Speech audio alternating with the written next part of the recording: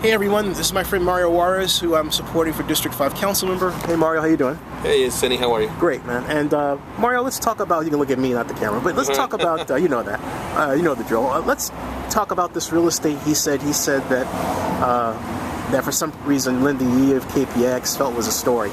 No, you know, I think... This is not a criminal issue, right? It's not at all. It's, you know, it's part of the political process, I guess. You know, I guess when one decides to get into politics, everything becomes fair game. It doesn't matter if it's true, it doesn't matter if it's factual, it doesn't matter, you know, what standards they have to adhere. I mean, just people need to sell papers, and some people need to sell advertisement times on TV, and so it happens, I guess, all the time. I'm a little disappointed because I'm a newcomer to politics, so I'm still getting used to it. No, you ain't that new, man. You ran 4 years ago. I did, but you know, and then politics is a dirty game, and this is what they mean. But you remember, this reminds me of, in a sense, though, it reminds me of when someone threw a brick in your window 4 years ago. It's kind of like the media equivalent of throwing a brick in your window. They threw a lot of windows, man. Actually, there were some comments about that too. It's like, oh, at least it's not as dirty as the last time, they said. Yeah, see? Yeah. At least I don't have windows broken. But you know, that's the thing. It's like I was buying, you know, we had a lot of windows in that building. Yeah. And my insurance broker came to me and says, oh, you know, we can insure the whole window, all the windows. And I said, well, what's the likelihood that everybody's going to break all the windows? I was insured 2 windows. $15,000 later, so I'm not laughing. I insure everything now. Yeah. You know, so if you're running for office, you got to insure everything. Yep, that's right. That's right. But so, you know, now we have this issue that was aired. Very disappointed in the journalistic integrity of the folks that run that, but nevertheless, we're here. Right. And so, you know, we wanted to make sure that people understand that none of those accusations are valid. Okay. They're false. You know, I'm a small business owner. During all my years in real estate, I have handled thousands of customers, and many of them are very happy. I helped them buy their first home. Some new people, I helped them open their new shop and create jobs in Oakland, in our city. And so to be attacked in such a way is really not fair. Go ahead, I'm sorry to interrupt you. Go ahead. I mean, but what needs to be understood is that, you know, sometimes people do have disagreements. You know, after you handle thousands of individuals, and sometimes, you know, I try to resolve my disagreements face to face with people. Right, yeah. But sometimes you can't. And so you allow the justice system, the legal system, to take place. And, you know, I have done that a lot of times, and never have I ever lost a case, never have as a judge or a jury render a decision against me. And so, you know, I know what that is like and how uncomfortable it may be, but sometimes disputes needs to be resolved there. Now, let's take them one by one. What's this $210,000 plant issue that, you know, which one, I'm sorry? $210,000 where they said the plant wasn't built. That's what the people went on TV and said. Well, you know, what is that? That company was not even existent when they came around. What? Yeah, so this is the journalistic integrity that's lacking today. Okay, just forget the journalist part. We'll deal with that later. But I mean, let's deal with that. I mean, what? That was the accusations. You know, that basically I took money to build a plant that was never built. And so, just to give you an example, people file a lawsuit and they make no claims or reference whatsoever in these issues. Who are these people, though? What can you They were former clients, and frankly, we have a dispute in terms of those agreements. And did they give you $210,000? No, they didn't, and that's the issue.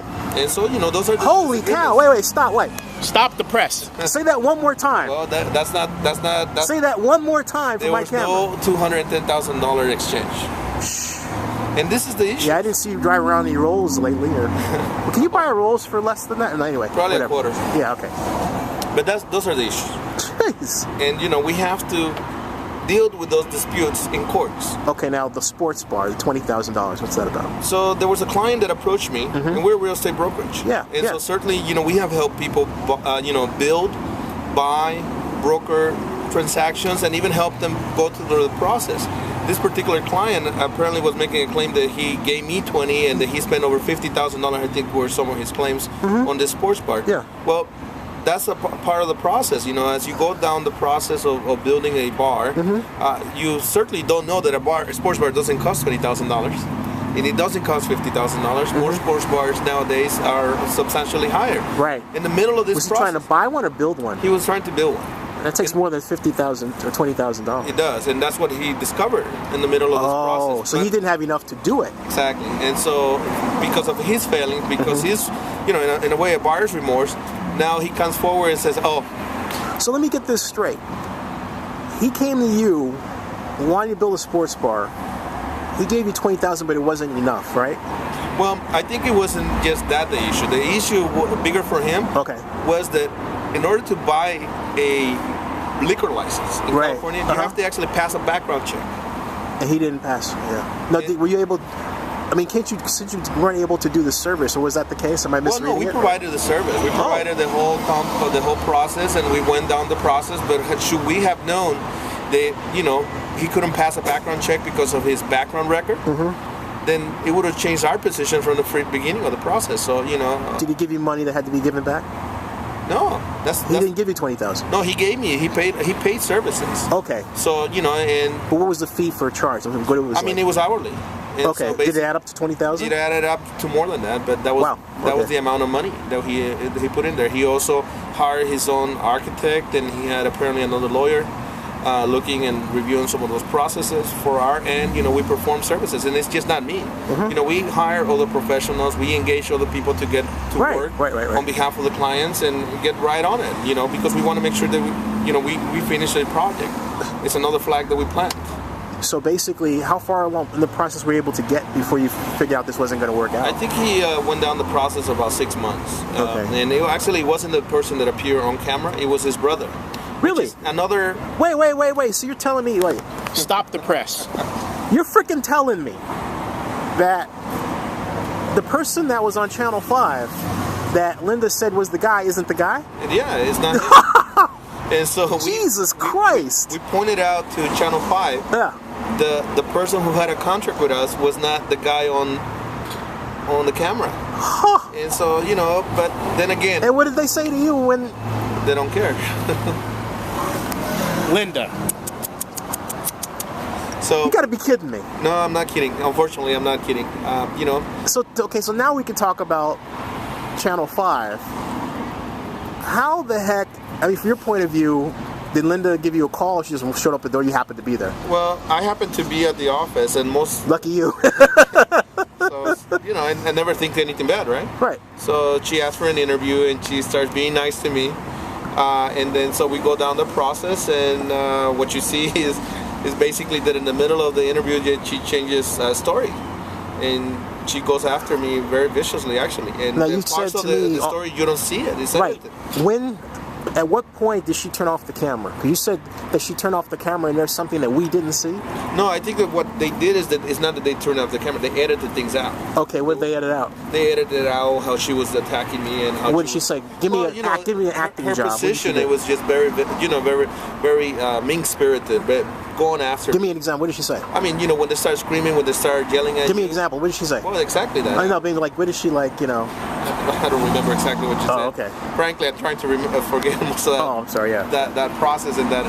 But that's what happens, It's not a good situation to be in, to be attacked. And I know that I got calls from other news media outlets. They actually said that they were pitched the story. By who? By another individual. I won't mention his name though, but we all know him. And wait, give us a description of who this person might be without telling us who this is. He used to hold a position in Oakland. Elected official? Yes. So we will leave it at that. We don't want to. He used to or still does? We won't say that anymore. Then he used to or still? I think that because is it your complexion? It's hearsay and hearsay. Let's move on, man. Okay. But it is part of that, and so we were told that the story was pitched, and most of the other outlets came to me and said, we refused the story because it was no factual basis.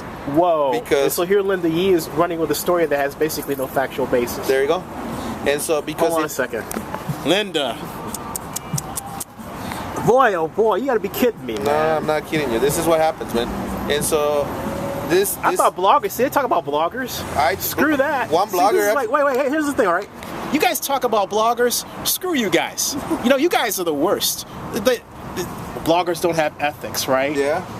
It's the journalists that don't have any ethics, especially in the Bay Area. That's correct. I mean, come on. Well, man. I mean, there are some because some outlets did refuse to run the story. Yeah, okay. I take that back. Some of you guys. So but there are some news. But stop complaining about bloggers. I'm sorry. Well, there are some news stations that don't have any following in the East Bay.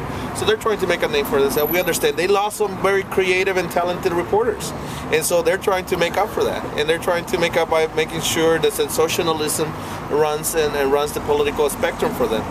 You know, I mean, they have to live with themselves. I sleep with myself every night. I go to bed well, you know, and so those things don't bother me, and we'll continue fighting. You know, this election is a big election. As we continue to tell people, our city is in a state of crisis. You know, it's not every day that we have an opportunity to change the complete city council. District 1, 3, That's right. 5 at large is at play, 7 is at play, and that means that there could be a new majority of city council members who are all brand new. The dynamics of that are so impressive. Certainly 3 districts will have a new council member. What do you think about the poll? It wasn't in your area, but it was district. I don't know if you heard about this. I blogged about it, but I meant to send you a copy of it. But there was a poll done that of 1,434 respondents, a whopping 60% of them, 65% of them were undecided. Yeah, that's pretty much it. And not much in our district. We're finding that, you know, a lot of people have already decided. And, you know, that part of our campaigns is that we actually have to identify voters. You know, a good campaign would do that, would certainly start identifying voters early on. And normally you start seeing that, you know, a certain percentage at a certain point early in the campaign will start saying yes to you, no's, and much undecided. But I think it's just the fact that in some races the fields are so crowded. The choices for many of those districts are so much that it's just basically, you know, creating a level of confusion on the voter. And some districts, you know, like in District 7, it's 2 people basically. Right. The choice is clear. And, what's her name? And Cheryl. Cheryl, sorry. Yeah, you know. Sorry, Cheryl. But I mean, the choices are clear, right? And I think that the same is in District 5, in my district. You know, the choices are and clear. I should clarify, incumbent council member Larry Reed and Cheryl Walton is the challenger. That is Cheryl is the challenger, and Larry is actually the council president. Right, council president Larry Reed. So we will want to make sure that we respect the council president, right? Yep, absolutely. And so, you know, but in District 1, you know, you have a tremendous pool of qualified individuals. You have a tremendous pool in District 3, very qualified individuals that can serve our city. I think that we all want to do this because we have a sense of service. Right. You know, I do this because I truly believe that I can make a tremendous difference in my city, and because I love Oakland.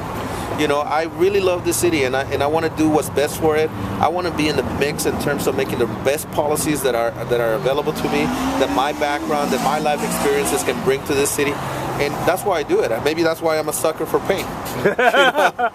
I mean, it's a tough job, and you know, in thinking about it, today I went and met with some journalists. You said the Tribune, right? At Tribune, yeah. And you know, we were talking about pensions, and we were talking about some of the issues that were happening, and you know, we'll talk about the pension issue. Well, let's talk about the pension because it was an issue. You know, the editor of the Tribune brought up the amount of $2.2 billion. That was talking about Martin Reynolds. No, that's Mr. Burstein. Okay.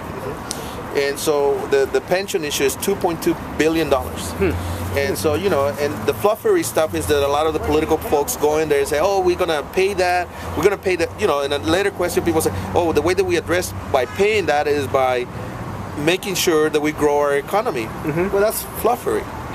And let me explain to you why. Because Oakland's budget is $384 million a year. Right. If we were to shut down the whole city today, $384 million, that's how much we will save.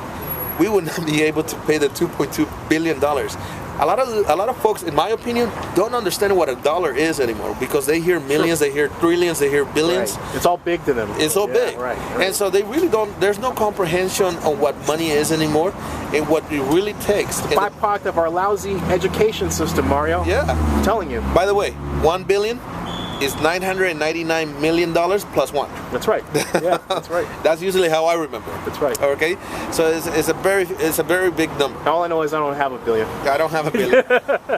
When we get $1 billion, we'll probably do something else with it. So how do we? Don't finance police, fire, services with scarce resources. You know, the choices that have to be made in terms of that is that you actually you need to start setting aside the actual cost of those pensions for those people living today. Pensions is basically this. Pensions is, I hire someone for $100,000. It costs me $20,000 in benefits. $120,000 I pay for, right? And then I promise you that when you retire, the people 20 years, 30 years down the line are going to pay you a retirement fund. Right. And so that's what a pension is. Yeah. My belief is that it should not be we should not burden our future generations, our children in Oakland, to say that. What I believe is that the decisions have to be made to make sure that we put that money aside, and the revenue is generated to pay for those things, because then that's how we make choices.